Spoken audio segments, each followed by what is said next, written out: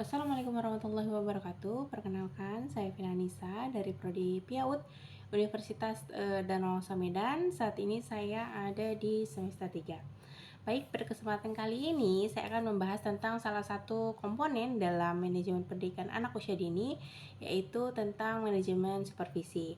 Supervisi di PAUD ini merupakan salah satu teknik yang digunakan untuk mengetahui keberhasilan manajemen lembaga PAUD yang sedang dilakukan maupun yang telah dilakukan oleh penyelenggara pendidikan anak usia dini.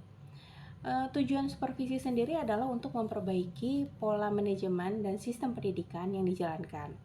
Tugas utama dari sebuah supervisi adalah mengukur sejauh mana keberhasilan manajemen pendidikan yang dijalankan. Selain itu, supervisi harus dapat digunakan sebagai acuan dalam perbaikan aspek-aspek yang menjadi kelemahan manajemen yang ada, serta seharusnya dapat mempertahankan aspek-aspek apa saja yang dipandang cukup berhasil dalam menjalankan lembaga tersebut.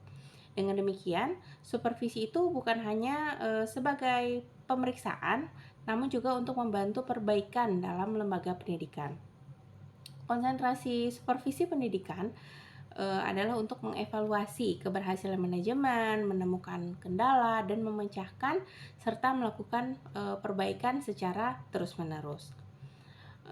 Dalam pendidikan anak usia dini sendiri, supervisi dapat dipahami sebagai suatu pemberian bimbingan kepada lembaga PAUD dan melakukan perbaikan-perbaikan terhadap kelemahan-kelemahan maupun mungkin terjadi penyimpangan dalam rangka menyempurnakan manajemen lembaga PAUD itu sendiri. Nah, atas dasar ini seharusnya keberadaan supervisi itu diharapkan dapat meningkatkan mutu pendidikan PAUD itu sendiri, khususnya pada aspek pembelajaran. Walaupun demikian, hal ini bukan berarti meningkat atau tidaknya kualitas suatu lembaga PAUD itu tergantung pada seorang supervisor, namun guru, sebagai tenaga pendidik, kepala sekolah, serta staf yang ada di lembaga PAUD itu juga seharusnya berperan aktif dalam meningkatkan mutu kelembagaan pendidikan anak usia dini tersebut. Jadi semua pihak gitu ya harus melakukan perbaikan-perbaikan ini merujuk pada hasil evaluasi atau pengawasan yang sudah dilakukan oleh seorang supervisor sebelumnya. Nah, sebagai seorang supervisor, sebaiknya harus mengetahui prinsip-prinsip apa saja yang harus digunakan. Salah satunya adalah demokratis, yaitu bagaimana tiap guru diberikan kebebasan untuk menyampaikan pendapat, berkreativitas, lalu dapat diberikan kesempatan untuk bekerja sama dengan guru yang lainnya, lalu juga bisa menggerakkan komponen-komponen yang ada yang disupervisi. Lalu hasilnya konkret, jadi jelas gitu sasarannya. Lalu juga sebaiknya objektif, jadi bukan hasil rekayasa, dan dilakukan secara sistematis dan terencana sehingga supervisi atau perbaikan yang dilakukan ini bisa dilakukan berkesinambungan. Selain itu juga harus diketahui dalam prinsip-prinsip penilaian.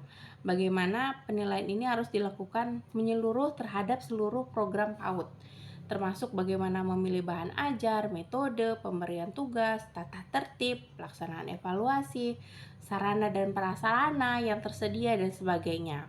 Nah, sehingga hasil penilaian ini menyeluruh dan bisa dilakukan melibatkan seluruh aspek yang ada di komponen PAUD itu sendiri, terutama ya guru ya dan kepala sekolah sebagai pelaksana lembaga itu tersebut. Nah, berikutnya penilaian ini hendaknya berdasarkan pada kriteria yang tepat berdasarkan hasil musyawarah bersama untuk mengacu pada tujuan pendidikan di PAUD itu sendiri. Penilaian hendaknya bersifat diagnostik supaya bisa menemukan kelemahan-kelemahan dalam proses manajerial kelembagaan PAUD sehingga ditemukan formula perbaikan yang tepat. Dengan demikian, supervisi yang baik itu bisa ditindaklanjuti dengan pola-pola perbaikan terhadap kelemahan-kelemahan yang ditemukan. Penilaian juga harus dilakukan secara terus-menerus atau kontinu sebagai landasan yang kuat dalam suatu program penilaian atau supervisi ini. Jadi sehingga dapat disusun rencana-rencana bagaimana meningkatkan atau perbaikan hal-hal yang terjadi dalam manajerial pendidikan dalam lembaga pendidikan anak usia dini tersebut.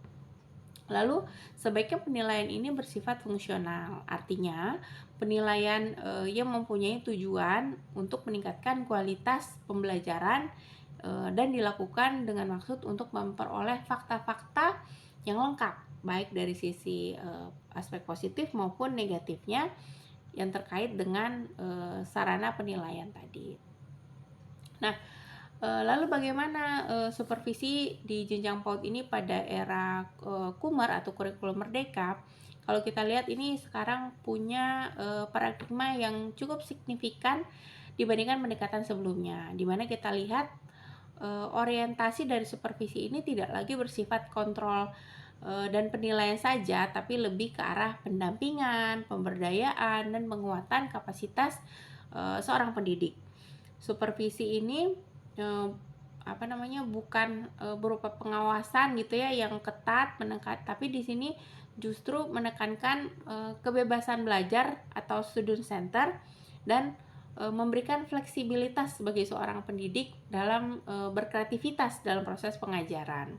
Jadi supervisi yang ideal itu sebenarnya jadi memfasilitasi guru gitu ya dalam merencanakan pembelajaran yang bermakna dan kontekstual, tidak mencari kesalahan-kesalahan namun memberikan ruang refleksi atas praktik yang sudah berjalan. Lalu bagaimana menguatkan rasa percaya diri seorang pendidik untuk bereksperimen, menyesuaikan proses pembelajaran sesuai dengan kebutuhan anak yang telah tentunya diobservasi sebelumnya. Lalu bagaimana supervisi pada saat Kumar ini lebih mementingkan tidak lagi mementingkan kelengkapan administrasi gitu ya. Jadi prioritasnya ini bagaimana melihat interaksi guru dengan anak sehingga kualitas lingkungan bermain serta pengalaman belajar yang lebih kaya dan aman. Lalu dokumen pembelajaran juga dibuat seminimalis mungkin dan fungsional sehingga seharusnya supervisi ini mendukung menyimpelkan gitu ya bahan-bahan beban administrasi yang ada pada saat dulu. Lalu bagaimana sekarang dengan supervisi ini mendorong guru menjadi lebih profesional dan lebih mempunyai pembelajaran yang lebih relevan gitu ya dengan kondisi anak didik saat ini. Lalu sebaiknya sekarang itu supervisi itu berbasis data perkembangan anak gitu ya, sehingga PAUD ini betul-betul berjalan sesuai dengan apa data-data perkembangan anak yang ada. Apakah anak sudah berkembang sesuai tahapnya? Lalu apakah layanan PAUD ini sudah mencakup semua hal-hal yang sesuai dengan kebutuhan anak usia dini itu sendiri, seperti aspek kesehatan, keselamatan, gizi, bagaimana memfasilitasi kebutuhan sosial emosional anak. Nah, jadi lalu berikutnya juga supervisi ini akhirnya tidak saja hanya untuk guru, tapi juga bagaimana juga efektif untuk kepala sekolah, tenaga, mungkin staf-staf yang ada, lalu juga bagi orang tua, bagaimana kolaborasi ini tidak hanya bergantung pada guru, tapi secara keseluruhan dari ekosistem pendidikan anak usia dini itu sendiri. Nah, tantangannya di lapangan, walaupun paradigma tadi sudah berubah ya, tidak berpusat lagi pada pemberkasan atau mencari-cari kesalahan, kompetensi supervisor ini saat ini mungkin belum seragam gitu ya, tidak mempunyai perspektif yang sama tentang pemahaman bagaimana supervisi di kurikulum merdeka itu sendiri di tingkat lembaga pendidikan. Nah, jadi masih ada keterbatasan juga dalam sarana dan waktu untuk dilakukan pendampingan yang lebih mendalam, karena tadi ya masih keterbatasan sumber daya dalam supervisor yang paham gitu ya tentang supervisi ini.